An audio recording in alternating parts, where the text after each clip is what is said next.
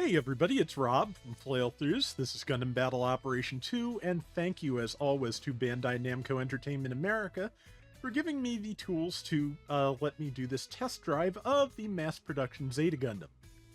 That is this week's mobile suit. It is a 550 general, usable in ground and space. Melee priority 2, space compatibility, so slightly better, various efficiencies in space. Let's see.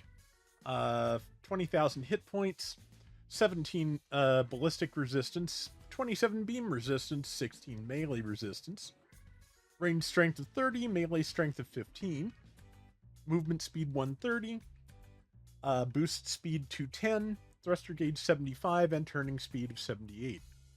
14 close range slots, 16 medium range, 10 long range. Like I believe I said, melee priority 2. It's a 2-star. And let's take a look at the enhancements before we go and look at more particulars. At 420 hanger points, you get 1 extra point of thruster capacity. 840 will get you 1 each of your expansion slots. 1260 will be 1 point of beam defense. 1680, 1 point of ranged power. If you pay DP to break the first limit and get to 3,360 hanger points, you get a plus 5 thruster capacity, which takes the full would take the full thruster gauge up to 81, I believe. And another plus 4 range strength if you pay more DP to get to the final limit break and get 5,040 hanger points. So that's not bad. Alright, so let's take a look and see what it has. It has kind of an interesting beam rifle. It's oddly got a weird thing sticking off the side. I have no idea. But strange design, definitely. But 2,300 damage per shot. It's an EPAC rifle, so reloaders will make it reload faster. 5 ammo, range 400 meters, cooldown time 5 seconds, reload time 13 seconds. Okay, lacks focus fire but offers suppression. Yeah, so you can't charge it, but it will stun on contact. The beam saber does 2,100 damage per swing. Multipliers will be modified by both melee strength and what kind of swing you're using. Cooldown time is 2.5 seconds, which is fairly normal for beam sabers. And yeah, it does not have any special abilities or notes.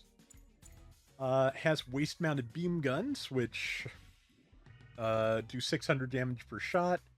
34% heat rate per shot, so you can fire them a couple of times without overheating.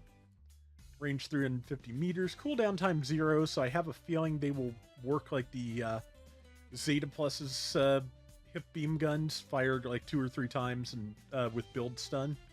And the overheat is 13 seconds. Okay, has fixed potency and firing rate, but must stop to fire. Yeah, that sounds right for that. Okay, discharge type fire for the Mega Beam Rifle. That is 900. I'm assuming discharge is what they usually say for sustained damage / Garibee type attacks. So, yeah. 900 per tick. We'll see how many ticks we can get out of a single fire. Firing it once will overheat it, though. Range is 450 meters. Overheat is 20 seconds long. Charging takes 5 seconds and is required to fire. Okay, you can stop to fire, but you can move while charging. That's not bad. Has piercing as well, so that's also good. Okay, it has a long beam saber with a power of 2,400. That has a little bit longer cooldown at 3.5 seconds per. And yeah, that's not a bad thing to have. That's one of my favorite things about the standard Zeta. So yeah, so a small but pretty functionally nice looking set of weapons. Going to put the beam bayonet in bottom right corner because that's where I almost always have it. And for skills, okay, Leg shock absorber level 2, so less stress on the legs after jumping, boosting, or other landings. Quick boost, 20% faster jump. Emergency evasion system level 2, so if you dodge once from a completely cooled down thruster bar, it will not overheat you. Flight control level 3, which lets you boost or jump in midair and reduces your thruster consumption by 50% for doing so. Anti-blast stabilizer, so it can be up on something and not get heavy staggered if the enemy explodes. Frontline support system.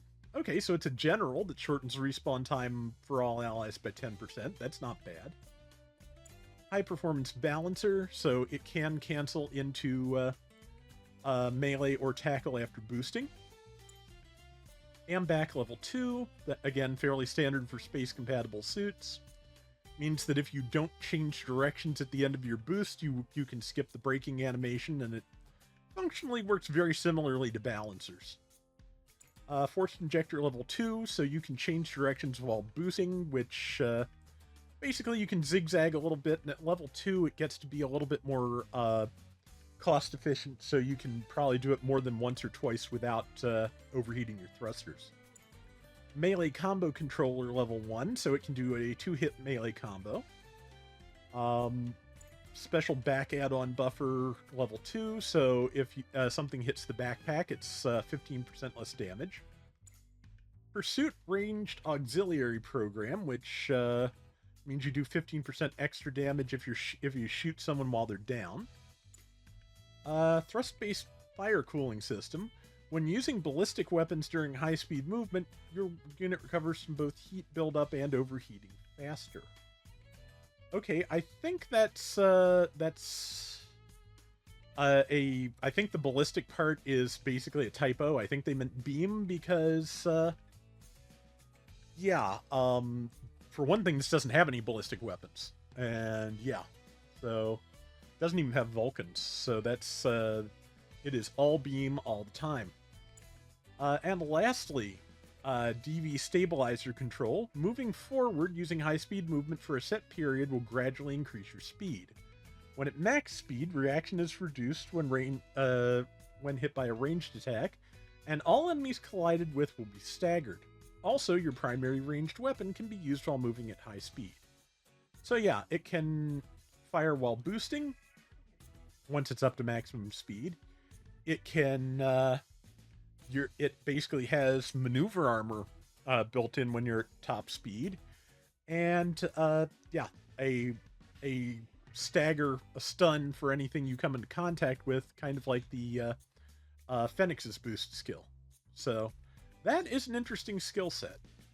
I notice it doesn't transform. That's not uncommon, as you know, for mass production suits from the Zeta series. So we're going to go into the usual testing grounds and see what we can learn.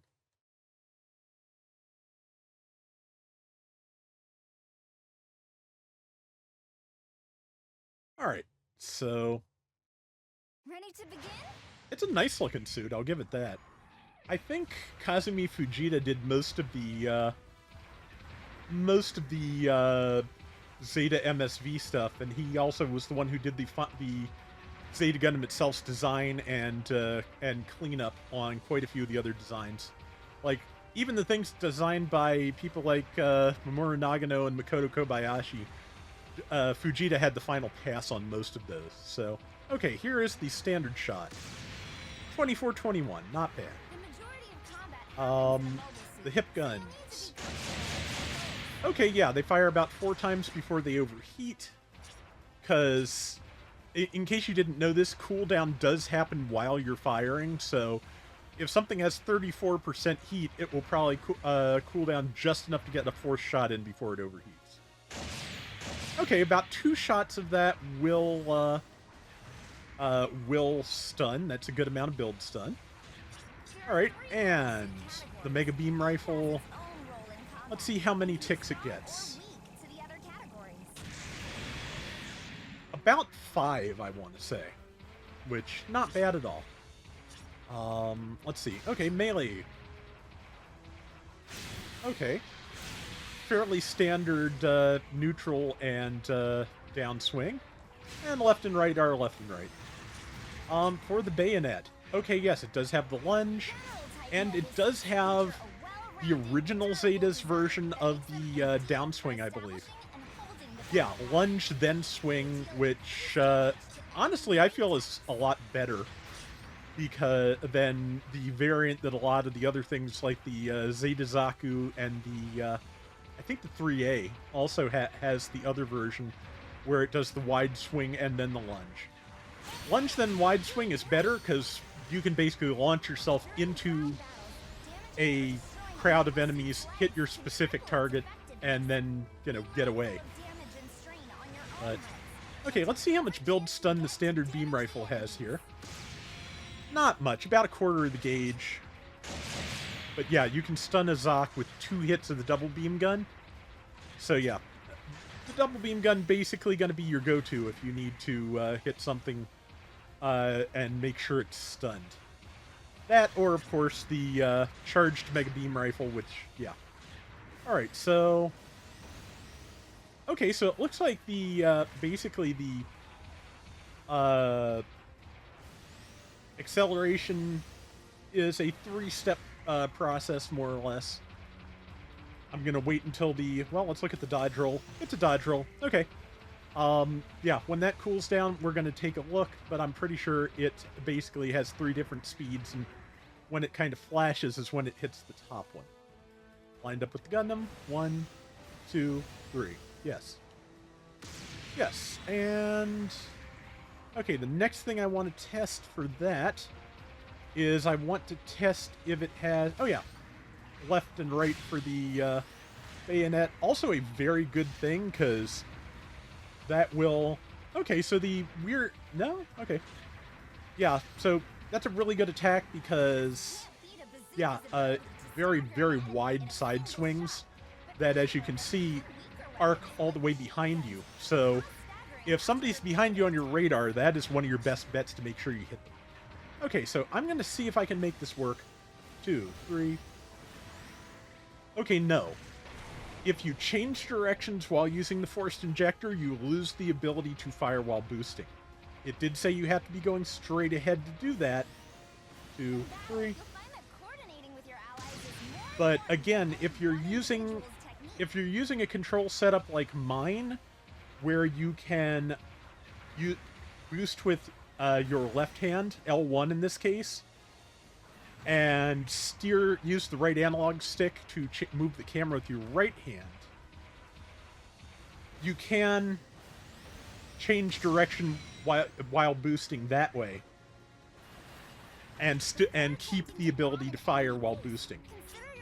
But yeah, for people who've not heard me talk about that before, shout out to Lord Antonius, who played GBO 1 and early 2 with us a good while, and he was the one who turned me on to the idea of using what was in GBO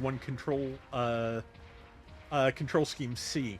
The most important part of that is just that it swaps the jump button to X and the boost button to L1. So like I said, you can, do all kinds of fancy maneuvering while boosting, which is a lifesaver. Okay, so let's see, what other skills do we need to look at here? Well, the counter tackle is one. And just the standard kick. That's not bad. Okay.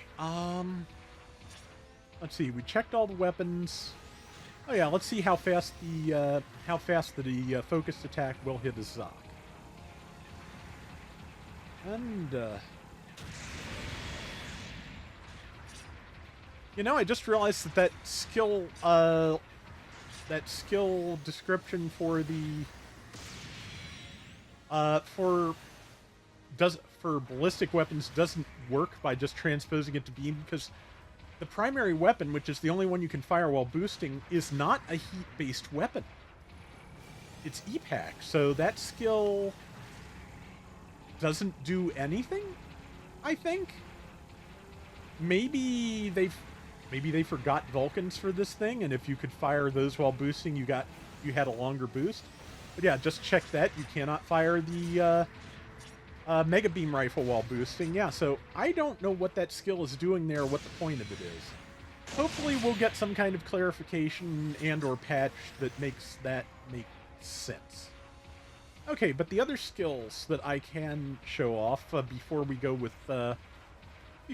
to turning on the AI. Okay, so the way the jump skill works, holding jump, you can charge a little faster, a little bit more boost efficient, boosting in the air once you have, and that was also technically, I believe, a use of forced injectors, which, yeah, work like this. Yeah, even with my thruster gauge about a third full, I managed to get two redirects off before it overheated. 1, 2, 3, 4. Yeah, about 4. That is definitely more useful than forced injectors tend to be at level 1. Okay, so now, yeah, I think I've shown off basically everything this can do. It seems like it's a decently strong, if not particularly unusual 550. The ability to fire while boosting is handy, and we're gonna try it out. Yeah, there's other than going to melee, which of course still has the mind reading AI. There is not much else I can do but shoot. Okay. I was trying to boost away in the hopes of getting somebody to try and stun me while I was running, because I do want to see if the maneuver armor component of that skill. Well, I think that was it, because I think that was a charge shot out of the Zoc, so...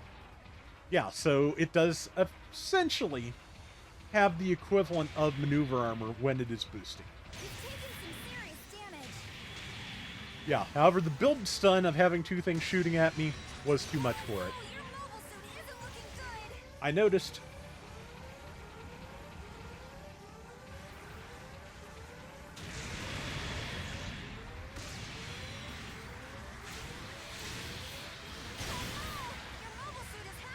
Okay. Yeah, so we're gonna come back in and try a little bit of serious fighting here, but I think I have a good sense of the thing's capabilities. They're not bad. It can. Well, I got one choice, but I'm sorry. I'm talking back to the operator because I actually have headphones on for once. But yeah, it's not bad. It has some decently damaging weapons, some decent ways to stun things that even have stun resistance, and again, the ability to fire while boosting, very useful when closing with things. So,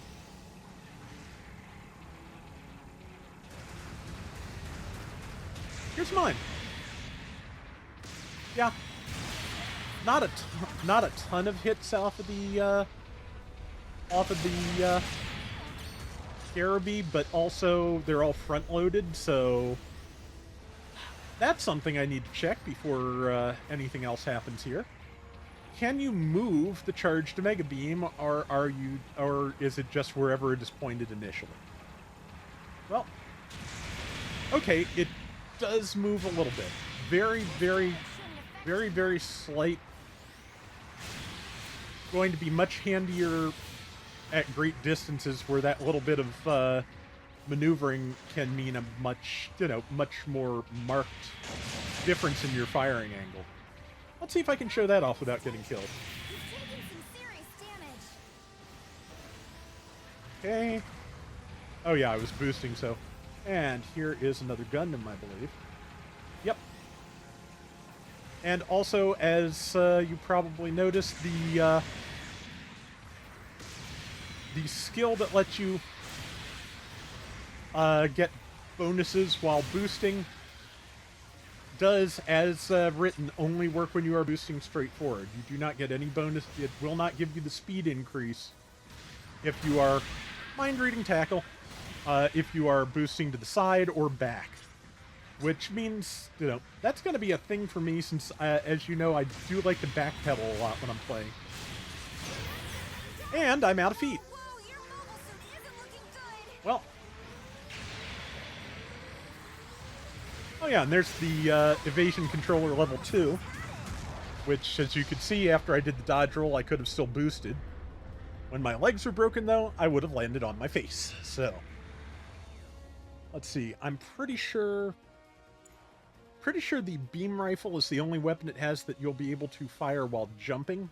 That's basically a standard feature. Any weapon that you hold one-handed can generally be fired while jumping. Machine guns, small beam rifles, things like that. If it's a two-handed weapon, it will not generally allow you to do that. But yeah, that one works. Double beam guns don't work. Reasonably certain the mega beam rifle will not work, but we'll try it just for the sake of knowledge. Launching? Nope. Yeah, it just stops. Good dodge by that AI Gundam. Oops. Zocked small the back, as always. Okay, yeah. So, yeah, and this stuff is all, of course, 50 points down from me. But I'm not really minding my surroundings enough, for one. Yeah, you got to be kind of pinpoint with that lunge. But yeah, as you can see, I was going forward. Forward and at an angle will activate the skill. You just have to be moving forward. Yeah, but the the increase in speed is very noticeable when, just when you're playing it. So that's nice. Okay, and you are right there. Yeah, like I said, about 5 ticks, front-loaded. You are kind of stuck in the firing pose for a good bit after doing that. And nope, didn't have time to get the neutral in. Thought I might. But now I do. Now I have time to get away.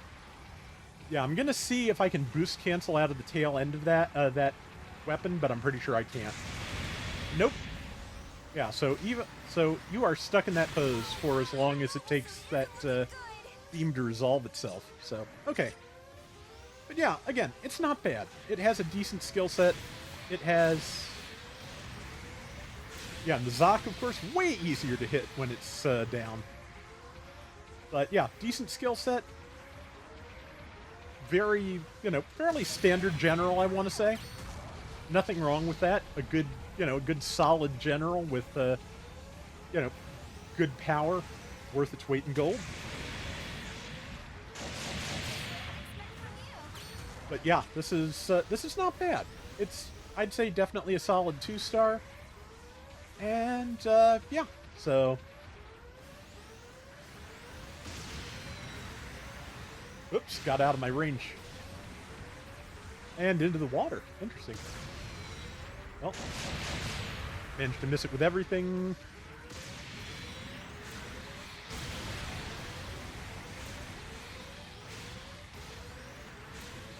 Yeah, not enough iframes for, like, extended damage while downed. Oops, yep, mind reading. Okay, so... Okay, yeah, but yeah, you do get extra range damage. That's one last thing I will just show off so that we can see it for sure. Probably use it on the Zoc. That'll be the easiest thing, I think, to pull this off with, so... Yeah, we'll show off the skill that gives you extra range damage against a downed enemy, and then we'll call this. But so far, I like the look of it. Alright. Okay, there's the Zoc. Oops, I missed, so we'll have to postpone a second so I can set this up. Okay, 1793 when...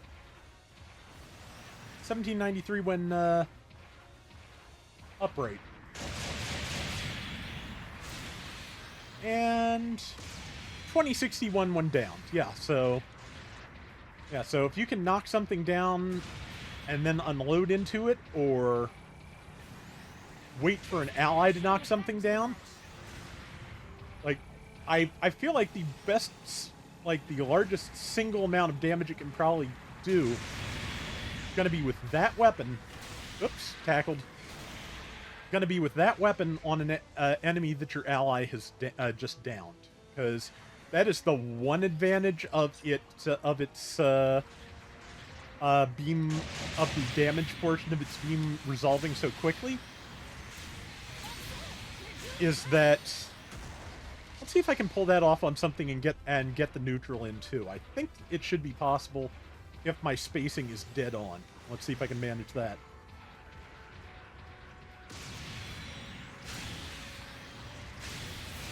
Well, we'll never know. Well, could have known, but too late. But yeah, since the damage on that beam is front-loaded, if you can tag something's feet just as they're knocked down, that should be pretty devastating, actually.